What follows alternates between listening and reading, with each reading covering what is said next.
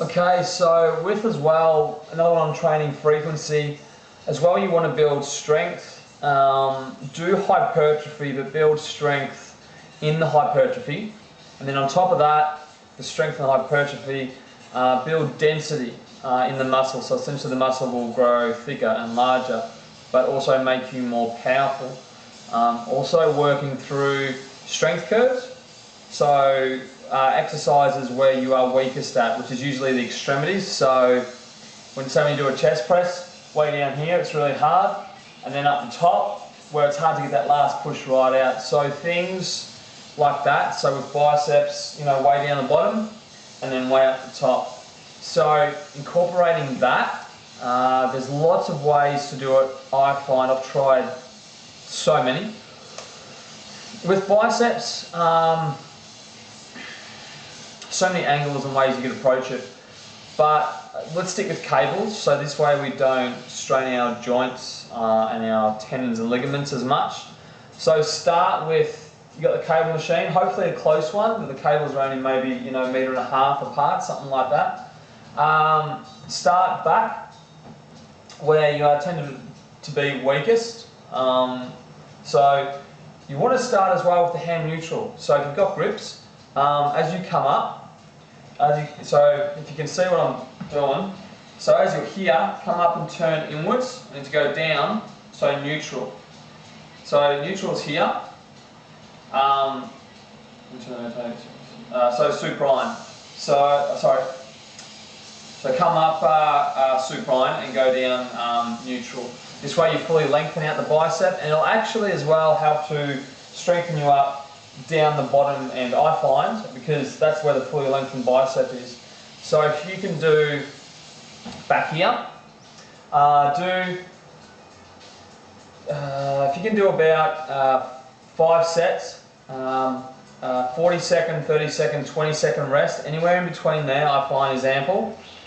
And anywhere a rep range from, because slow twitch, they recover a bit more, but also respond more to more of a higher rep. So anywhere from, I'd do more your 10 to 15, I would say, for hypertrophy with strength. And because we're doing less, taking it to failure, and because we're doing less seconds, either each time, or taking it to failure, and in that second range, 40, 30, 20, you'll get more of that burn, and that's what we want. So we'll say 5 sets there, and then come in with the cables right beside you and go here, and then actually take a step back or forward, or there. Have the arms a little more forward, lock them into your side a bit, and here. So we build more the peak and up the top, at the back where we're weakest. So all that will hit you in a strength curve, but you're actually working the bicep through its full range as well. And less reps, less time under tension, more time under tension, but less seconds. I would do 5 sets on each one, warm up efficiently, so 5 sets back here, 5 in the middle, and then 5 forward. If you feel good, you could do more, but this is on training frequency, so you could go and do cables, you could do it 3 times in the day, and you could do that each day. Absolutely smash it, take it to failure each time, guarantee you'll get results. You've got to make sure on top of all this, you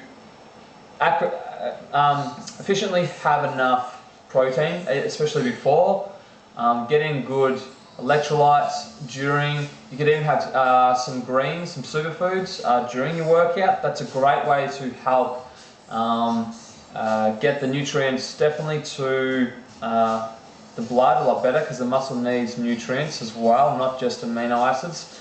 And then straight after workout, have your amino acids, protein, or even maybe during, you can have a little bit, that's fine. So everything's always trial and error, everyone's different, everyone can absorb things at different rates. There's so many variables. This is just one way to do it. If your pH level in your body is really good, so you're taking your alkalining salts, that actually helps with stomach acid levels, so absorption, breakdown. And people need to remember that the more dense a food is. So meat, for example, is extremely dense. Takes, you know, like 2.5, 3, 4 hours to break down, depending on how much you put in.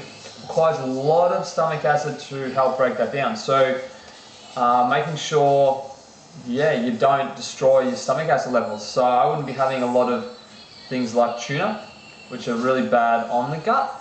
Some people can handle it, but from research, too much ciguatera out of fish, not a good idea. Because you want that to work efficiently to grow really well.